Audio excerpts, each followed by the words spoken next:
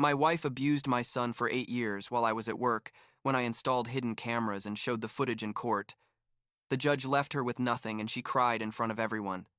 I'm 38 years old, work in corporate finance, and I've been trying to write this for almost 2 months because every time I start, I get a lump in my throat. What happened in my house over the last 8 years basically destroyed the idea I had of my marriage and, even worse, almost destroyed my son Dylan. I guess I should start at the beginning, when I met Kimberly like 10 years ago. But the truth is, the important story starts way before that, when Dylan was 8 years old and lost his mom to cancer. Those 2 years after she died were the hardest of my life, seeing my 8-year-old son ask me every night when mom was coming back, and me not knowing what to tell him beyond that she was in a better place, which sounded hollow even to me. Dylan was, I don't know, the sweetest kid you could imagine.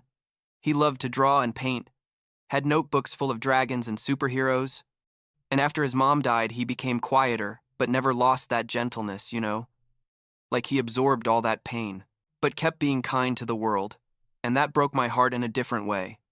I met Kimberly 2 years after my wife died, on one of those dating apps that your sister forces you to download because she says you need to move on with your life. She had a daughter, Victoria, who at that time was like 3 years old, and at first everything seemed perfect, like too good to be true. Kimberly was attentive, caring, said all the right things about wanting to meet Dylan and form a family together. We got married after a year and a half of dating, and I was convinced I was giving Dylan what he needed, a maternal figure again, a complete family. What an idiot I was. Seriously, looking back, I should have seen the signs from the beginning, but I guess I was so desperate to believe in the fairy tale that I ignored all the red flags waving right in front of my face. The first signs were small, so small that I rationalized them as nothing.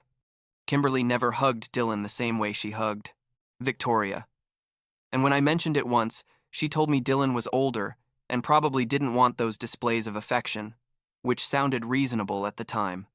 Or when Dylan asked for help with homework, and Kimberly always had some excuse. She was busy with Victoria, she had a headache, she needed to make dinner, but for Victoria there was always unlimited time. I worked long hours, left the house at 7 in the morning and came back around 7 or 8 at night. So I didn't see everything that happened during the day. And on weekends, Kimberly was smart enough to act different when I was around. Dylan never complained directly, and that was part of the problem. He just became quieter and quieter over the years, spent more time in his room drawing, and I thought it was normal for a kid his age, that he was becoming more independent. But things started getting more obvious when Dylan was like 9 years old. I noticed Kimberly spoke differently to him versus Victoria. Her tone of the voice was colder, more impatient. If Dylan spilled something by accident, it was the end of the world. But if Victoria did exactly the same thing, it was a simple kid accident. No big deal, honey. I started confronting Kimberly about this more often. I'd tell her she needed to treat Dylan with the same patience and love she treated Victoria, and she always had explanations that sounded logical in the moment. That Dylan should be more careful because he was older. That Victoria needed more attention because she was younger. That I was being too sensitive and looking for problems where there weren't any. And I, like a complete idiot, believed it every time because I wanted to believe my marriage was fine, that my family was fine. The breaking point, the moment when I could no longer ignore reality, was at Victoria's birthday like 4 months ago. She was turning 11, and Kimberly organized this huge party at the house. There were like 30 kids, decorations everywhere, a bounce house, in the yard, the whole thing. Throughout the entire party, I noticed Kimberly barely spoke to Dylan. He was there helping with things, being useful as always, and she basically ignored him. But what really made me explode was when it came time for the family photo. Kimberly gathered everyone for the photo, Victoria in the center, obviously, me on one side, and when Dylan came over to be in the photo, Kimberly literally told him, "No, Dylan, this is a photo of Victoria's family. You can take photos later." She said it in front of all the guests, in front of the other parents, in front of everyone. I saw Dylan's face and it was like he'd been punched in the stomach. He just stood there for a second and then went to his room without saying anything. I completely lost my mind, grabbed Kimberly by the arm and took her to the kitchen, and I yelled at her, like, really yelled, how dare she exclude my son from a family photo? What the hell was wrong with her? That Dylan was part of this family as much as anyone. She looked at me with this coldness I'd never seen before and told me, "Well, Jonathan, maybe if your son wasn't so awkward to have around, it would be easier to include him." Those were her exact words. I remember it perfectly, because it felt like ice water had been thrown on me. I told her she was crazy. How could she say something like that about a 10-year-old kid? About my son? And she just shrugged and went back to the party like nothing happened. I went upstairs to check on Dylan and found him lying on his bed, hugging an old hoodie of his mom's that he always kept in his closet. And when he saw me come in, he just said, "It's okay, Dad. I'm used to it." And those 3 words, "I'm used to it," destroyed me more than anything else. That night, after all the guests left and Victoria fell asleep, Kimberly and I had the worst fight of our marriage. I told her we needed couples therapy, that her treatment of Dylan was unacceptable, that if things didn't change, I didn't know if we could stay together. She accused me of being an overprotective father, of spoiling Dylan, of not understanding how hard it was for her to be a stepmother to a kid who, according to her, never really accepted her, which was a complete lie because Dylan was always kind to her even when she didn't deserve it. I went to sleep on the couch that night because I couldn't even look at her, and I stayed awake until 4 in the morning thinking about what to do. How to protect my son without completely destroying the family we'd built, or that I thought we'd built. The next morning, I made a decision that I now know was the best thing I could have done, although at the time I felt like a paranoid spy. I bought 4 small security cameras with audio, installed them in the living room, kitchen, dining room, and hallway near the bedrooms, and didn't tell anyone. I told Kimberly the cameras were for security because there had been robberies in the neighborhood, which was partially true, but the truth is, I needed to see what was happening in my house when I wasn't there. I connected the cameras to my phone and could see and hear everything in real time, and everything was also automatically recorded to the cloud. The first few days, nothing particularly dramatic happened. Kimberly was cold to Dylan but not terrible, and I started thinking maybe I was overreacting, that maybe it really was me being overprotective. But then, like a week after installing the cameras, I saw something that made me want to throw up. I was in a meeting at work and checked my phone during a break, and I saw Victoria in the kitchen with Dylan. She was eating cereal and spilled milk on the table, and she told Dylan to clean up her mess, and when he told her she did it and she should clean it herself. Victoria screamed, "Mom," and Kimberly came running to the kitchen. Without even asking what happened, Kimberly grabbed Dylan by the arm, like hard, and told him to stop bothering his sister and to clean up the mess right now. Dylan tried to explain he hadn't done it, that it was Victoria, and Kimberly literally told him, "I don't care who did it. You're going to clean it because Victoria is younger than you, and you need to learn to be responsible." Then, and this is what made me shake with rage watching it on my phone, Kimberly went to Dylan's room, took out his mom's hoodie that he kept there like a treasure, the only tangible thing he had left of her, and gave it to Dylan to clean up the spilled milk. Dylan froze, looking at the hoodie, and told Kimberly please no, that it was his mom's, that he could use anything else. And Kimberly responded, "Your mom is dead and this is just an old hoodie. Clean the table now." I was sitting in a conference room watching this on my phone and literally had to leave the building because I felt like I was going to explode. I drove home right then. Didn't even tell anyone at the office I was leaving. Just ran out. I got to the house and walked in, and Kimberly was sitting there on the couch watching something on her laptop like nothing had happened. I told her we needed to talk right now, and she looked at me like annoyed by the interruption, and I told her I knew what she'd done with Dylan's mom's hoodie. Her face completely changed, like she went pale, and she asked me how I knew, and I showed her the video on my phone. Kimberly got furious, started yelling at me. How dare I put cameras in the house without telling her? That it was invasion of privacy, that I was a controller and a psychopath, and I just told her I didn't care what she thought of me. That what she'd done to Dylan was unforgivable. That using his dead mom's hoodie to clean up a mess he hadn't even made was one of the cruelest acts I could imagine. Victoria was still at school and Dylan too, so we had the house to ourselves, and I told Kimberly to sit down because we were going to watch all the videos I'd recorded in the last week. She refused at first, but I insisted, and we sat there on the couch and reviewed hours of recordings, and it was worse than I thought, much worse. There were videos of Victoria bothering Dylan constantly, hiding his things, making fun of his drawings, calling him a loser and weird, and Kimberly always took Victoria's side even when it was obvious she was the aggressor. There was a video of Dylan doing his homework at the dining table, and Victoria came over and knocked all his books to the floor just because, and when Dylan complained, Kimberly came out of the kitchen and yelled at Dylan to stop creating problems. There was another video of Dylan asking for help with a science project, and Kimberly literally told him she wasn't his mom, and if he needed help to wait until I got home. And then immediately after, Victoria asked for help with something, and Kimberly dropped everything to sit with her and help her for an hour. When we finished watching the videos, and I swear it was like watching a horror movie, because it was my real life, my real family, I asked Kimberly what she had to say.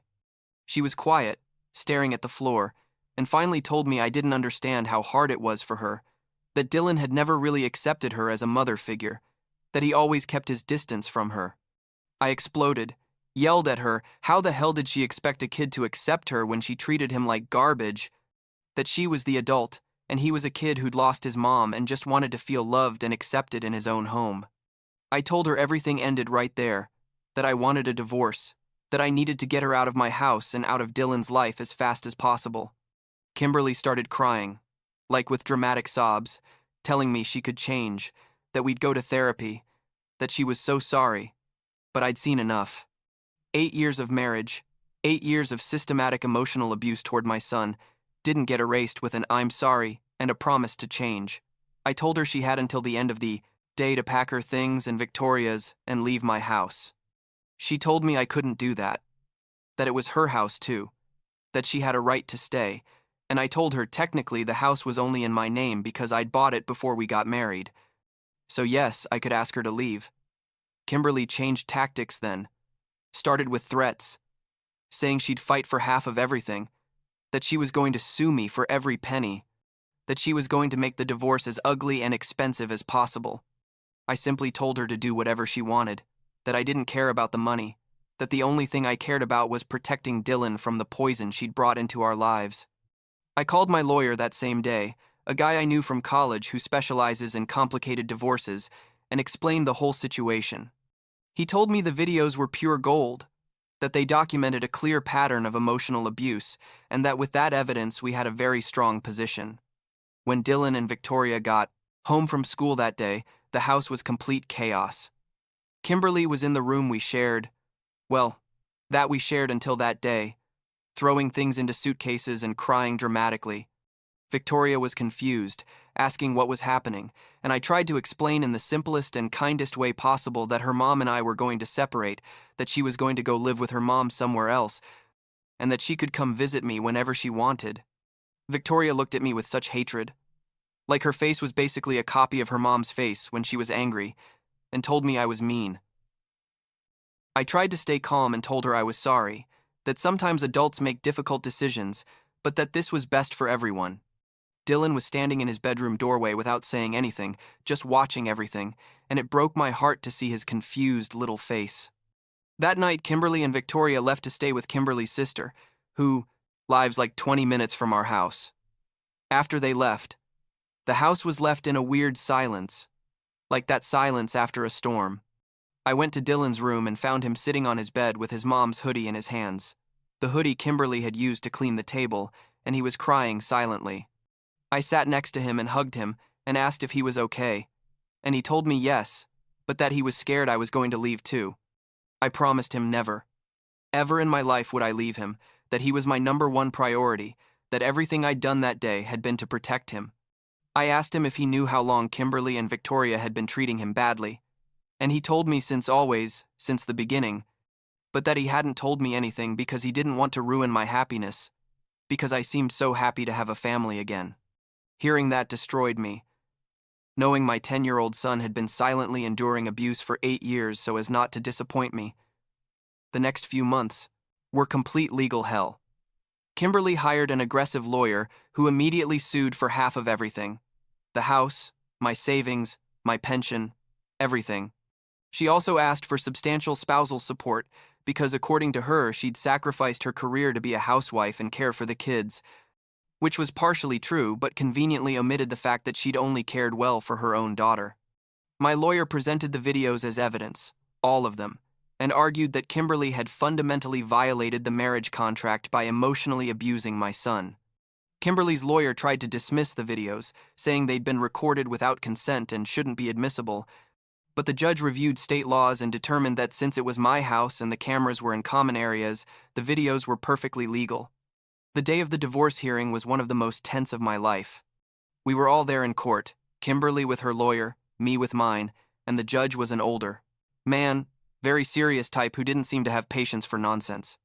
Kimberly's lawyer presented first, talking about how she'd been a dedicated wife, how she'd cared for the children, how she deserved compensation for everything she'd contributed to the marriage. Then my lawyer asked permission to show the videos, and the judge accepted. We spent like 2 hours watching clips of the recordings on a big screen, and each video was worse than the last. You could see Kimberly's face getting redder and redder with each video, and her lawyer was obviously uncomfortable, shuffling papers constantly and whispering things with her. After watching the videos, the judge asked Kimberly directly if she had any explanation for her behavior. She tried to say something about how the camera didn't capture the full context, about how Dylan was a difficult child, about how I was manipulating the narrative, but the judge interrupted her and told her he'd seen enough, that it was clear there was a pattern of emotional abuse toward a minor, and that was inexcusable regardless of context. Then he turned to her lawyer and asked if he really wanted to move forward with the demands for asset division and spousal support, given what they'd just seen.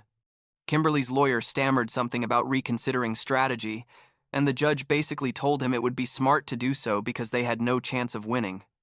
The judge issued his ruling right there, without even taking time to deliberate. He awarded me the house completely without needing to compensate Kimberly, gave me full custody of Dylan with an order that Kimberly have no contact with him unless I specifically allowed it, and instead of giving Kimberly half the assets or spousal support, he gave her a minimal settlement, like $20,000, and that's it, basically so she could start over somewhere else. Kimberly started crying right there in court, saying it was unfair, that she couldn't survive on that, and the judge responded, "You should have thought of that before abusing a child in your care." He also gave her a temporary restraining order against me and Dylan, prohibiting her from approaching us or contacting us for 6 months while all the divorce paperwork was finalized. After the hearing, my lawyer told me it had been one of the clearest cases he'd seen in his career, that the videos had been the difference between a normal divorce that would have cost me half of everything and a divorce where I basically came out with everything intact. I didn't feel victorious or anything like that. Truth is, I just felt tired and sad about all the wasted time, about the 8 years Dylan had suffered without me really realizing the magnitude of the problem. Kimberly tried to appeal the decision, obviously. Her lawyer filed papers arguing the judge had been biased or something, but it was rejected almost immediately because the evidence was too overwhelming. The last 2 months have been weird. Like, adjusting to the new normal. Kimberly is still living with her sister as far as I know, and from what I heard, she's working at a mall or something because she needs the money. She tried to contact me like 3 weeks ago, sent me a long text saying she'd been going to therapy, that she finally understood the damage she'd caused, that she wanted a chance to apologize to Dylan and maybe start rebuilding a relationship. I blocked her number without responding because I don't owe her anything, and I definitely don't owe her access to my son, so she can feel better about herself. Dylan is seeing a child therapist twice a week, and according to the therapist, he's progressing well but definitely has trauma to process, which is obvious considering everything he lived through. Dylan asked me a few days ago if I'm ever going to get married again, if we're going to have another family. I told him honestly I don't know, that right now my priority is just him and me, making sure he's okay and feels safe and loved. He thought for a moment and then told me, "It's okay, Dad. I'm fine with it just being us two anyway." And that made me feel hopeful for the first time in a long time, like maybe we're going to be okay after all. The house feels calmer now, lighter, without that constant tension that was always there when Kimberly and Victoria lived here. Dylan is drawing more again. His notebooks are full of dragons and superheroes like before, and that tells me we're on the right track.